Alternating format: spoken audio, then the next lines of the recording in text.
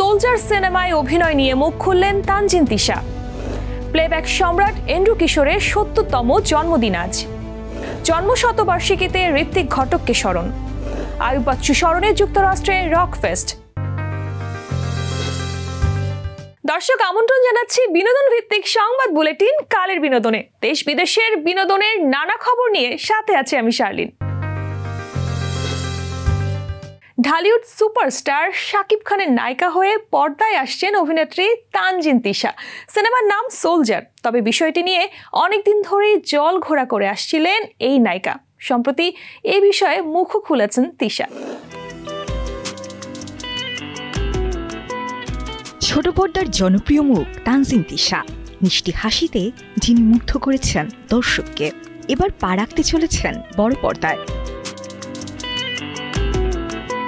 শোনা যাচ্ছে সোলজার সিনেমায় শাকিব খানের বিপরীতে অভিনয় করেছেন এই অভিনেত্রী। তবে বিষয়টি নিয়ে এখনো কিছু বলতে নারাজ তিশা। অবশ্যই আপনারা জানেন একটা ভালো কাজ করতে যাচ্ছি, বড় কাজ করতে যাচ্ছি। আমি অনেক বেশি এক্সাইটেড। আমি আমার টিম ছাড়া কিছু বলতে চাই না। আমি এর আগেও স্টেজে দাঁড়িয়ে বলেছি যে it's a team work. Without my team I can't say anything. But আমি এতটুকু বলতে চাই, আমি বোধহয় বড় পর্দা তো সব অভিনেত্রীরই একটু ভয় লাগে। আমি খুব ভীত এবং আমি খুব এক্সাইটেড। নাটকে অনেকটা সময় দেখা মিলছিল না তার। সিনেমায় অভিনয় করবেন বলে প্রস্তুতি নিচ্ছিলেন তিনি। তবে এই বিষয়টিকে একটু অন্যভাবে ব্যাখ্যা দিলেন তিশা। আমি তো বেশ অনেকদিন কাজ করিনি। সেটা এমন না যে আমি সাইন করে বসে তারপর আমি কাজ করিনি। আমার মনে হয়েছে I needed a break for a very good and big project. So আমি অনেকদিন কাজ করিনি, সেটা আমার চিন্তা ভাবনা। কিছুদিন আগেই শাকিব খানের সঙ্গে একটি শুটিং দৃশ্য ভাইরাল হয়েছিল। এবার সেই ভাইরাল ধোঁয়াশা দূর করলেন অভিনেত্রী নিজেই। When you are wrong, আমার কোনো ক্লিপই এখনো আসেনি। সেটাই বললাম, মাঝে মধ্যে একটু জেনে শুনে নিউজ করলে ভালো। ওইটা আমি ছিলাম না। অ্যাকশন ড্রামা আর আবেগের মিশেলে নির্মাণ হচ্ছে বাণিজ্যিক ঘরানার বড় বাজেটের সিনেমা সোলজার। এদিকে শাকিব তিশার নতুন এই জুটি নিয়ে দর্শকদের কৌতূহল ইতিমধ্যেই তুঙ্গে। তোমার জন্য দেশ নাকি দেশের জন্য তুমি? প্লেব্যাক সম্রাট এন্ড্রু কিশোরের জন্মদিন আজ। বেঁচে থাকলে আজ ৭০ পেরিয়ে ৭১-এ পা রাখতেন এই গুণী কণ্ঠশিল্পী। ১৯৫৫ সালের এই দিনে রাজশাহীতে জন্মগ্রহণ করেন তিনি। ৪ দশকেরও বেশি সময় ধরে সুরের জাদুতে সঙ্গীত প্রেমীদের মাতিয়ে রেখেছিলেন। মাত্র ৬ বছর বয়সে সঙ্গীতের তালিম নেওয়া শুরু করেন এন্ড্রু কিশোর। ১৯৭৭ সালে আলম খানের সুরে মেইল ট্রেনে অচিনপুরের রাজকুমারী গানের মাধ্যমে প্লেব্যাক শুরু। বাকিটা ইতিহাস। তার জনপ্রিয় গানের সংখ্যায় হাজার খানেক। ২১ পদক, জাতীয় পুরস্কার সহ বহু পুরস্কারে ভূষিত হয়েছেন তিনি। তিনি এমন একজন কিংবদন্তি যার সিনেমা মানেই ইতিহাসের আয়না। পর্দায় এক অন্যরকম উন্মাদনা। বলছি জনপ্রিয় চলচ্চিত্রকার ঋত্বিক ঘটকের কথা। জন্মের ১০০ বছর পরও যেন নতুন রূপে তাকে খুঁজে চলেছে অনুরাগীরা। তবে তিনি আর আজ আমাদের মাঝে নেই। আছে তার জনপ্রিয় শিল্পকর্ম। বিস্তারিত মিষ্টি খাতুনের প্রতিবেদনে। উস্কো খুস্কো চুল, পাঞ্জাবির ওপর বোতাম খোলা জ্যাকেট, কাঁধে ছোলা আর উজ্জ্বল দুটো চোখ। নাম না বললেও সিনেমা প্রেমীরা চিনে নেন তিনি আর কেউ নন, ঋত্বিক ঘটক। স্মৃতির পাতায় আজও অম্লান এই চলচ্চিত্রকার। জন্মশতবার্ষিকীতে এই কিংবদন্তিকে স্মরণ করছে গোটা দেশ। ১৯২৫ সালে ঢাকায় জন্ম ঋত্বিকের।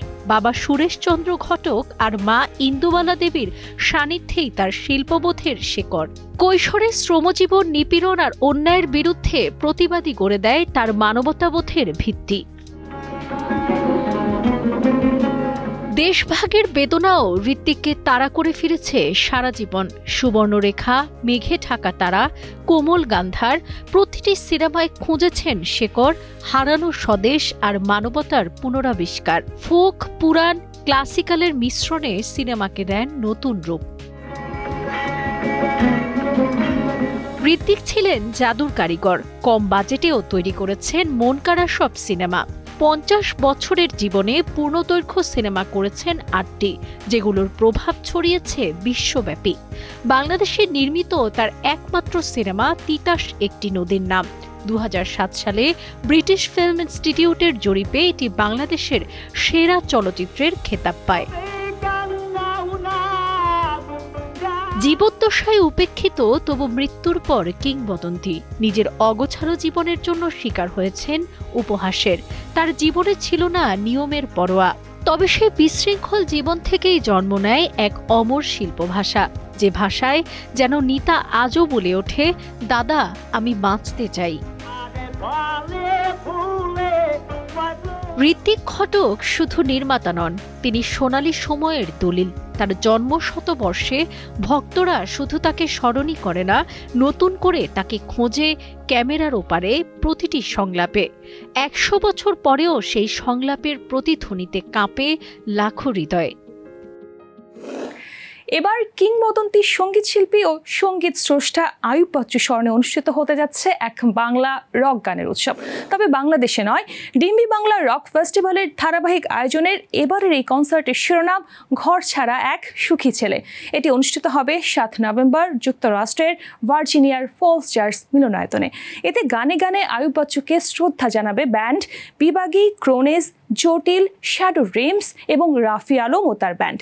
এছাড়া এই আয়োজনে অংশ নেবেন এলআরবি ব্যান্ডের সাবেক সদস্য, কণ্ঠশিল্পী ও সঙ্গীত আয়োজক এসআই টুটুল। বিশেষ অতিথি থাকবেন এলআরবির প্রতিষ্ঠাতা সদস্য বেজ গিটারিস্ট স্বপন। পাশাপাশি থাকবে আবৃত্তি, আলোচনা সহ আরও কিছু আয়োজন। এই উৎসবের আয়োজন করেছেন রোজারিও মিডিয়া ওয়ার্কার্স। দর্শক, এই মুহূর্তে নিয়ে নিচ্ছি ছোট্ট একটি বিরতি। ফিরে এসে জানবো 200 রুপি থেকে অভিনেতার 100 কোটির যাত্রা। ব্যর্থ হয়েও পপ তারকার বিশ্বজয়। অভিনব এক রঙের উৎসব, ডে অফ দ্য ডেড।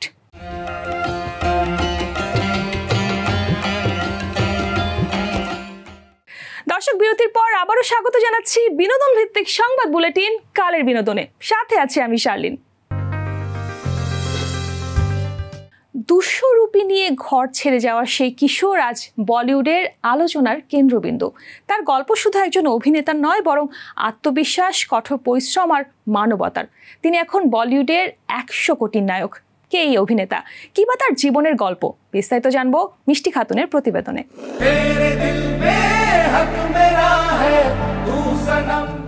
কখনো কখনো জীবনের গল্প সিনেমাকেও হার মানায়। ভারতের দক্ষিণ প্রদেশের এক সাধারণ ছেলের জীবনে ঘটেছে এমনই অসাধারণ ঘটনা।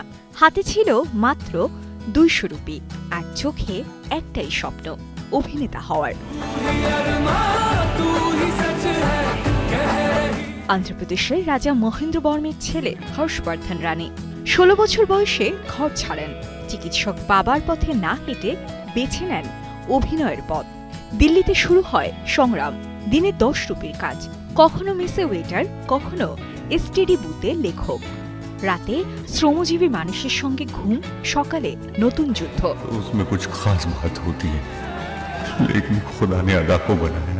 হর্ষবর্ধন এক মিডিয়া সাক্ষাৎকারে বলেন, প্রথম লড়াইটা ছিল খাবার জোগাড় করা, তারপর আসে নতুন লড়াই, একটা পরিষ্কার বাথরুম খোঁজা। কয়েক বছর পর পা রাখেন স্বপ্নের শহর মুম্বাইয়ে। প্রথম সুযোগ আসে টেলিভিশন ধারাবাহিক লেফট রাইট লেফটে। এরপর দক্ষিণী সিনেমায় একের পর এক কাজ।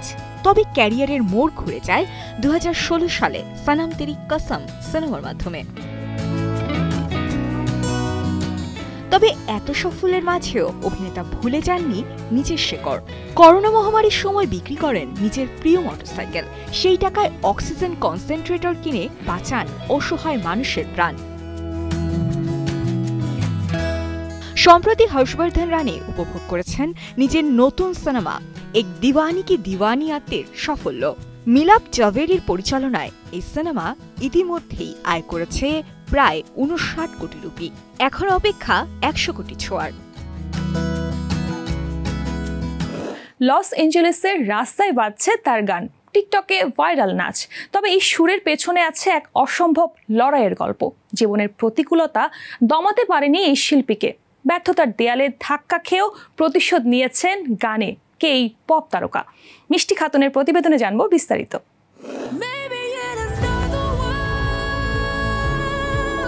আসল নাম লি ইউন জায়, তবে সঙ্গীতে তার পরিচিতি ইজেই হিসেবে। কে পপ ইন্ডাস্ট্রির অন্যতম বড় প্রতিষ্ঠান SM এন্টারটেইনমেন্টে ছিলেন 7 বছর। দিনরাত সঙ্গীত চর্চা, নাচ, রুটিন, শৃঙ্খলা, কিন্তু ফলাফল শূন্য। প্রকাশ পায়নি তার একটি গানও।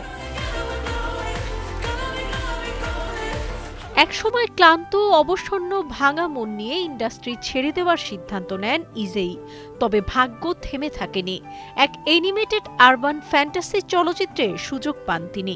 সিনেমার টাইটেল সং গোল্ডেন গেয়ে করেন বাজিমাত, অর্জন করেন জনপ্রিয়তা।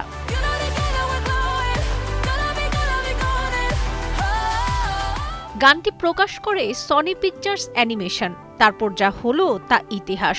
মাত্র 4 মাসে ইউটিউবে গোল্ডেন ছুঁয়েছে 600 কোটি ভিউ। আজও এটি টপ চার্টে। যে মেয়ে একসময় স্টুডিওর এক কোণে ছিল উপেক্ষিত, তার গানেই আজ কণ্ঠ মিলাচ্ছে পৃথিবী। বিশ্বজুড়ে বাজছে তার গান, তৈরি হচ্ছে হাজারো টিকটক ভিডিও। শ্রোতারা বলছেন এটা প্রতিশোধের গল্প। সুযোগ পেলে প্রতিভা পুরো দুনিয়াকে আলোয় ভরিয়ে দিতে পারে। কে পপ জগতের সেই আলো আজ ইজেইয়ের জীবনে। বারবার ধাক্কা খেয়ে উঠে দাঁড়ানো এই পপ তারকা আজ লাখো মানুষের অনুপ্রেরণা। তার জীবনী শেখায় প্রতিটি ব্যর্থতা একদিন সুর হয়ে বাজবে, যদি লক্ষ্য থাকে অটুট, আত্মবিশ্বাস হয় দৃঢ়। মৃত্যুর মধ্যেও জীবন। ডে অফ দ্য ডেটের বার্ষিক আয়োজনে আবারও রং, ফুল আর খলি চিত্রে ভরে উঠল মেক্সিকো সিটি। এই উৎসব শতাব্দীর প্রাচীন ঐতিহ্য, মৃত প্রিয়জনদের আত্মাকে সম্মান জানানোর দিন, যেখানে স্মৃতি আর সৌন্দর্য মিশে যায় একই রঙে। বিস্তারিত মিষ্টি খাতুনের প্রতিবেদনে। রাস্তায় নেমেছে হাজারো মানুষ, স্থানীয় থেকে পর্যটক, সবাই মেতে ওঠে জীবন মৃত্যুর চমকপ্রদ এক উৎসবে। খুলি প্রেরিত মেকআপ, ঝলমলে পালক আর কমলা রঙের শিল্পাসুচিল ফুল, সব মিলিয়ে যেন এক চলমান শিল্প ক্যানভাস। এই উৎসব শুধু সাজসজ্জা নয়, প্রিয়জনদের আত্মাকে সম্মান ও আহ্বান জানানোর দিন। ক্যাথলিক অল সেন্টস ও অল সোলস পালনের মাধ্যমে মৃত্যুকে দেখা হয় জীবনেরই অবিচ্ছেদ্য সৌন্দর্য হিসেবে। ডে অফ দ্য ডেড এক উচ্ছ্বাস, যেখানে মৃত্যু নয়, স্মৃতি জীবন্ত। এই প্যারেডের অজস্র মুখের মধ্যে প্রতীক হয়ে উঠেছে একটি মুখ, লা ক্যাটরিনা। বিংশ শতাব্দীর শুরুতে শিল্পী হোসে গুয়াদালুপে পোসাদার সৃষ্ট চরিত্রটি ক্যাটরিনা নামে নতুন পরিচিতি পায়, যা মেক্সিকান সংস্কৃতির অনন্ত প্রতীক। শহরের অন্যতম গুরুত্বপূর্ণ পথ প্যাসিও দে লা রিফর্মা অনুসরণ করে জোকালো শহরের কেন্দ্রস্থল আলোকিত হয় এই উৎসবের আলোতে। স্প্যানিশ ভাষায় এই উৎসবের নাম দিয়া দে মুয়েতোরস। এবছরের কুচকাওয়াজে দেখা গেছে অন্তর্ভুক্তির বার্তা। হুইল চেয়ার ব্যবহারকারীরাও অংশ নেন ভাসমান ফ্লোটে। এ যেন এক উৎসব যেখানে সবাই সমানভাবে জীবনের অংশ।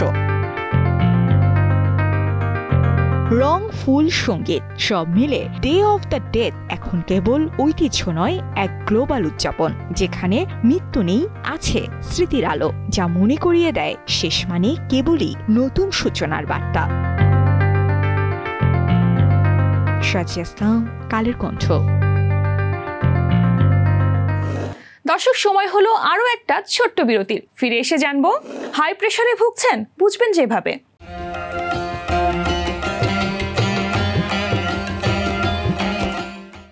দর্শক, বিরতির পর আবারও স্বাগত বিনোদন ভিত্তিক সংবাদ বুলেটিন কালের বিনোদনে। সাথে আছি আমি শার্লিন। উচ্চ রক্তচাপ বা হাইপারটেনশন, যাকে সবাই নীরব ঘাতক নামে চেনে, কারণ এটি অনেক সময় নিঃশব্দে শরীরের জায়গা করে নেয়, অথচ আমরা টেরই পাই না। কিন্তু জানেন কি, অনেক ক্ষেত্রে চোখই পারে এই বিপদের আগাম সংকেত দিতে। চলুন জেনে নেওয়া যাক কিভাবে চোখের মাধ্যমেই চেনা যায় এই নীরব ঘাতকের উপস্থিতি। উচ্চ রক্তচাপ বা হাইপারটেনশনকে বলা হয় নীরব ঘাতক, কারণ অনেক সময় এটি শরীরে দীর্ঘদিন ধরে বাসা বাঁধলেও তেমন কোনো স্পষ্ট লক্ষণ দেখা দেয় না। এটি সরাসরি কোলেস্টেরল এবং হার্টের সঙ্গে সম্পর্কিত, তাই শরীরে ব্লাড প্রেশার আছে কিনা খেয়াল রাখা অত্যন্ত জরুরি। হাই ব্লাড প্রেশারের কারণে চোখে কিছু পরিবর্তন ঘটে, যা সময় মতো নজরে রাখলে বিপদ এড়ানো সম্ভব। রক্তচাপ বেড়ে গেলে চোখের ক্ষুদ্র রক্তনালী ফেটে গিয়ে চোখ লাল হয়ে যেতে পারে। এটি অনেকেই ঘুম কম হওয়ার কারণে হয়েছে বলে অবহেলা করেন, কিন্তু বারবার এই লক্ষণ দেখা দিলে সতর্ক হওয়া দরকার। হঠাৎ ঝাপসা দেখা বা স্পষ্টভাবে দেখতে অসুবিধা হলে হাইপারটেনশনের লক্ষণ হতে পারে। উচ্চ রক্তচাপ চোখের রেটিনায় চাপ ফেলে দৃষ্টিশক্তিতে প্রভাব ফেলে। অনেক সময় রক্তচাপ বেড়ে গেলে চোখের ভেতর চাপ বাড়ে, ফলে ব্যথা ও ভারী লাগতে পারে। দীর্ঘদিন হাইপারটেনশন থাকলে চোখের রেটিনা ক্ষতিগ্রস্ত হতে পারে। এর ফলে ধীরে ধীরে দৃষ্টিশক্তি কমে যাওয়া বা আংশিক দৃষ্টি হারানোর মতো সমস্যাও দেখা দেয়। চিকিৎসকদের মতে উচ্চ রক্তচাপ রক্তনালীগুলোতে চাপ সৃষ্টি করে। চোখের রেটিনা বা ভেতরের সূক্ষ্ম স্নায়ুতন্ত্র এই চাপে সবচেয়ে দ্রুত প্রতিক্রিয়া দেখায়। চোখে অল্প সময়ে এর প্রভাব দেখা যায়। তাই চোখে অস্বাভাবিক পরিবর্তন দেখলেই দ্রুত চিকিৎসকের পরামর্শ নিন। শার্লিন সুমি, কালের কণ্ঠ। দর্শক, এই ছিল বিনোদন ভিত্তিক সংবাদ বুলেটিন কালের বিনোদনের আজকের আয়োজন। বিনোদন ও লাইফস্টাইলের সব খবর জানতে ভিজিট করুন আমাদের ফেসবুক পেজ ও ইউটিউব চ্যানেল। কাল ঠিক একই সময়ে আবারও দেখা হবে। ততক্ষণ পর্যন্ত ভালো থাকুন, কালের কণ্ঠের সাথেই থাকুন।